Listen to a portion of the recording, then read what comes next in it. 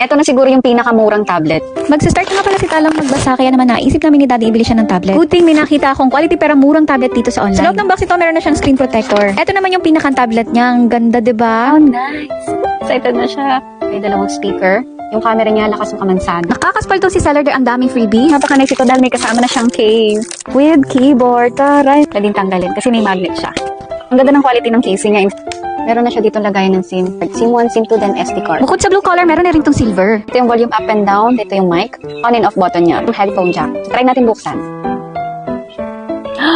Wow! Meron din siyang kasamang tablet stand. Very cute na stylus pen. Charger. Headset. Casing niya merong snap.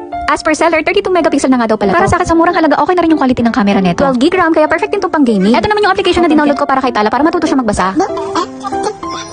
512 gig na nga rin pala to, kaya hindi ka na naman problema sa mga ida-download mo. Since parang nakita to, dadaloadan ko na siya ng YouTube Kids. So, yun lang. Thanks for watching! Mwah!